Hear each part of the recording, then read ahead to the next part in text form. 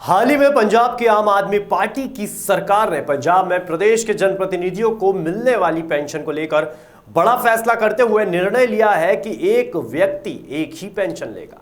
हालांकि यह मांग देश भर में की जा रही है। इसी मांग की एक याचिका मध्य प्रदेश की इंदौर खंडपीठ में विचाराधीन भी है। अभिभाषक पूर्वा जैन यह लड़ाई लंबे समय से लड़ रही है। उन्होंने इंदौर हाई कोर्ट में 2020 से एक याचिका दायर कर रखी है, जिसकी सुनवाई चल रही है। फिलहाल याचिका को लेकर मध्य प्रदेश सरकार ने अपना जवाब पेश किया है, जबकि यूनियन ऑफ इंडिया लोकसभा सचिव, राज्यसभा सचिव, मध्य प्रदेश विधानसभा सचिव और एमपी सरकार को नोटिस जारी किए गए थे। गौरतलब है कि केंद्र और राज्य सरकारों के बीच समन्वय बनाने वाली कोई ऐसी कमेटी ही नहीं है, जबकि पूर्व सांसद विधायक दोबारा निर्वाचित होने के चलते सैलरी और पेंशन दोनों का लाभ ले रहे हैं।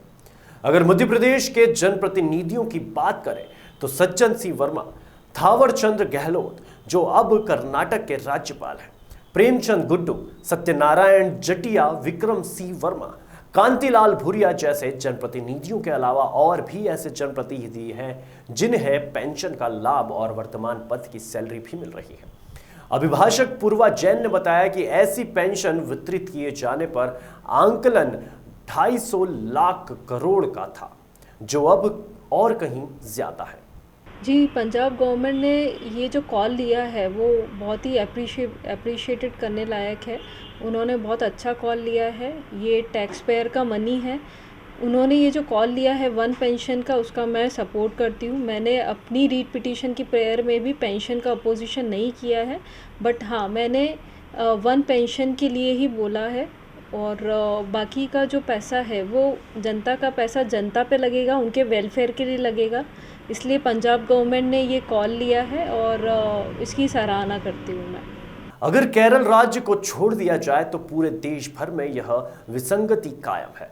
एक विधायक को मध्य प्रदेश में 35,000 और सांसद को 25,000 रुपए प्रति माह पेंशन दी जाती है। लिहाजा मध्य प्रदेश में भी वन पेंशन लागू होनी चाहिए। जी, अगस्त 21 में नोटिस इशू हुए थे और अभी इस पर सुनवाई चल रही है। गवर्नमेंट ऑफ मध्य प्रदेश का रिप्लाई आया है, बाकी पार्टीज़ का रिप्लाई आना बाकी है और इसमें जुलाई में, मोस्ट प्रोबेबल जुलाई में ये मैटर लिस्ट होगा। तो अभी तक क्या सफलता मिलती हुई नज़र आ रही है आपको इस पूरे? जी, नोटिस इशू हुए हैं। जो रिप्लाई आया है गवर्नमेंट ऑफ मध्य प्रदेश का, उसमें मुझे कुछ सब्सटेंस नज़र नहीं आ रहा है। होप है कि अच्छा जजमेंट आना चाहिए इसमें। वन पेंशन जेन्यून प्रेयर है, वो ऑर्डर आना चाहिए। टर्म फिक्स होना चाहिए एमपीज़ एमएलएज़ का, क्योंकि अभी ऐसा है, हाल फिलहाल में प्रोविज़न ऐसा है कि एक दिन के लिए भी अगर एमपी और एमएलए बनते हैं तो वो होल लाइफ पेंशन के लिए एंटाइटल हो जाते हैं, जो कि गलत है।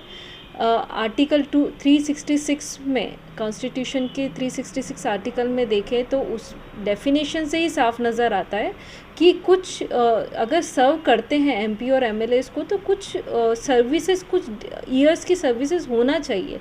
यहाँ सर्विसेज कुछ नहीं दी जा रही है। अगर रिज़ाइन कर देते हैं एमपी और एमएलए तो उनकी तरफ से सर्विस जनता को नहीं मिलेगी और पेंशन वो होल लाइफ लेंगे। केरला ही देश का एकमात्र राज्य है जहां विधायकों को 2 साल से कम एमएलए रहने पर 6,000, 2 साल से ज्यादा 7,000, 3 साल से ज्यादा 8,000, 4 साल से ज्यादा 9,000, 5 साल से ज्यादा 10,000 पेंशन दी जाती है। हालांकि सांसदों को 25,000 पेंशन दी जाती है। द टिर्बन न्यूज़पेपर की खबर के अनुसार 2017 व 18 में 85.2 करोड़ खर्च हुआ सांसदों की पेंशन पर। 2018 से 19 में बढ़ी हुई पेंशन पर 70.50 करोड़ खर्च हुआ। अगर बात करें सांसदों की उपस्थिति की तो एक अखबार का सर्वे मिलता है। पीआरएस लेजिस्लेटिव रिसर्च में 16वीं लोकसभा की 100% अटेंडेंस 33 सांसद, 77 99% 374 सांसद, 50 74 72 सांसद, 25 49% 23 सांसद, 2 से 24% 5 सांसद, 35 के आंकड़े नहीं है। वर्क और अटेंडेंस का लेखा जोखा नहीं है और समय फिक्स भी नहीं है। बस पेंशन बनना चाहिए। एक बार निर्वाचित होने पर लाइफ टाइम पेंशन के लिए एलिजिबल हो जाते हैं। लोकसभा विधानसभा के भंग होने पर ही यह लाभ इन्हें मिलता है। पेंशन के बढ़ते बोझ पर 2001 में तत्कालीन प्रधानमंत्री अटल बिहारी वाजपेयी ने रिसर्च कराया था कि वर्तमान पेंशन की स्कीम अगर लागू रही तो सरकार पर 250 लाख करोड़ का खर्च आएगा। इसीलिए new pension scheme civil services employ के लिए लागू कराई गई, लेकिन जनप्रतिनिधि भी छूट गए। अब देखना होगा कि पंजाब सरकार द्वारा लिए गए वन पेंशन वन स्कीम के इस फैसले को देश के अन्य राज्य और लोकसभा कब तक अपनाती है।